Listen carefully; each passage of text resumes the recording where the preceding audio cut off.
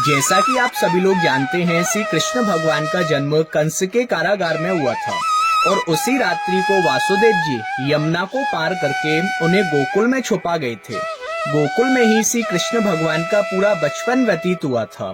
यहाँ पर कृष्ण भगवान नंद बाबा यशोदा मैया के साथ रहा करते थे और इन्हीं गोकुल की कुंजी गलियों में अपने सखाओं के साथ माखन चोरी किया करते थे। और आज भी यहाँ कृष्ण भगवान का प्राचीन घर देखने को मिलता है। इसी जगह पर कृष्ण भगवान गाय चराने के लिए जाया करते थे और यहीं पर अपने सखाओं के साथ मिट्टी में खेला करते थे।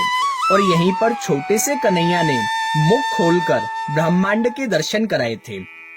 आज हम आपको गोकुल के सभी दर्शनीय स्थल और कृष्ण भगवान की अनेकों लीलाओं के दर्शन कराने वाले हैं।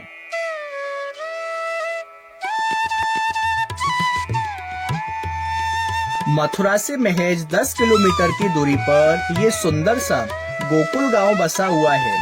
यमुना के इस पुल को पार करने के बाद आप गोकुल गांव में अंदर पहुंच जाओगे और सबसे पहले आपको दिखाई देगा ये पतित पावन कुंड।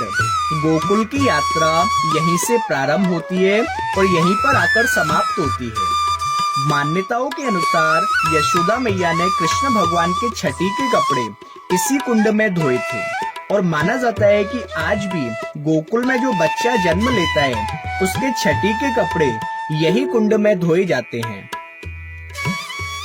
और आज भी आपको इस कुंड के चारों तरफ कदम के पेड़ नजर आएंगे, जहाँ पर बैठकर कृष्ण भगवान बांसुरी बजाया करते थे।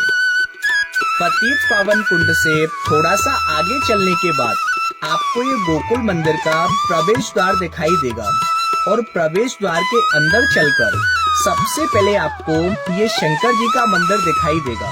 जब कृष्ण भगवान का जन्म हुआ था तो सबसे पहले शंकर जी आए थे साधु का वेश रखकर। यशोदा मैया ने कृष्ण भगवान का दर्शन कराने से इनकार कर दिया था। यशोदा मैया बोली, मेरा लाला छोटा है, आपको देखकर डर जाएगा। तब शंकर जी ने इसी स्थान पर बैठकर 3 दिन और 3 रात तपस्या किया था। तभी से शंकर जी का नाम पड़ गया यहाँ दक्षिणेश्वर महादेव।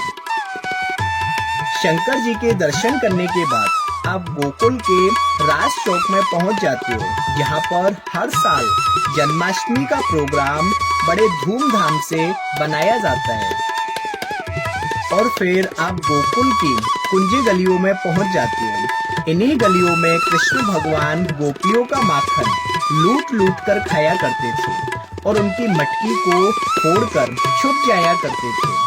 कुंजी गलियों से होकर आप यमुना घाट पर पहुंच जाते हो। इसी यमुना नदी को पार करके वासुदेव जी कृष्ण भगवान को गोकुल में छुपा के गए थे।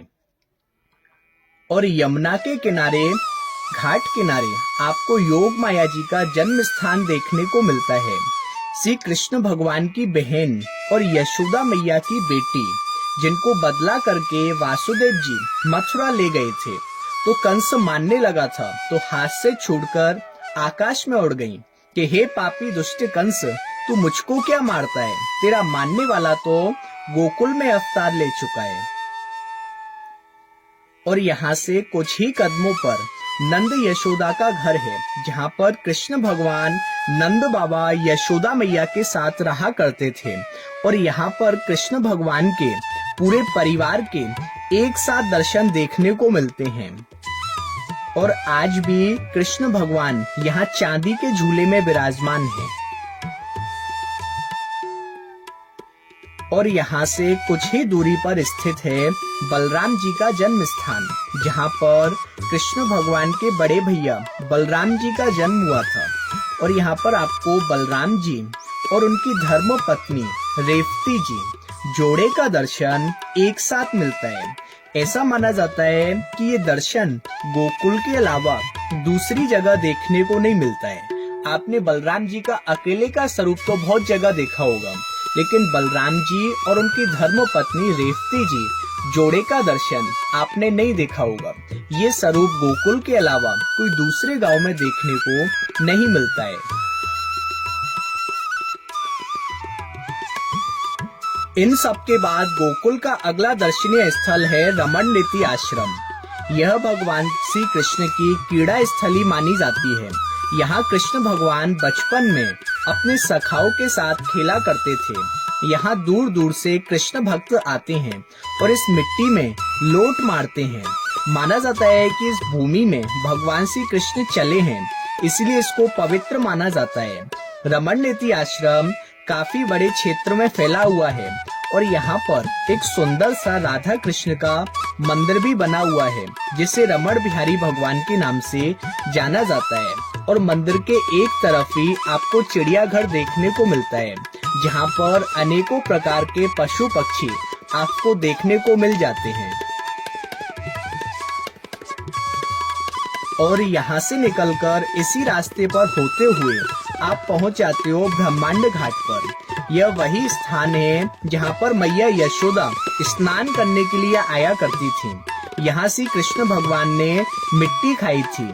जब मैया यशोदा ने कृष्ण जी का मुख खोला तो मुख में ब्रह्मांड के दर्शन हुए, इसलिए यमुना जी के इस घाट का नाम पड़ गया ब्रह्मांड घाट। घाट के एक तरफ ही कृष्ण जी का मंदिर बना हुआ है, जिसमें विराजमान कृष्ण जी को ब्रह्मांड बिहारी के नाम से जाना जाता है।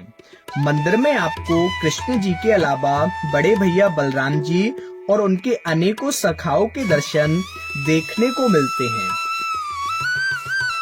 यहाँ से आप यमुना जी का इस दृश्य का आनंद ले सकते हैं। यहाँ आप उस अनुभव को महसूस कर सकते हैं जहाँ पर गोकुलवासी स्नान करने के लिए आया करते थे। ब्रह्मांड घाट से निकलकर आप थोड़ा सा ही आगे पहुंच जाते हो चिंताहरण महादेव जी के मंदिर में।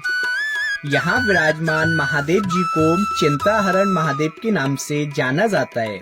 यहाँ उपस्थित शिवलिंग के चारों तरफ 1108 शिवलिंग इस शिवलिंग में उभरे हुए हैं।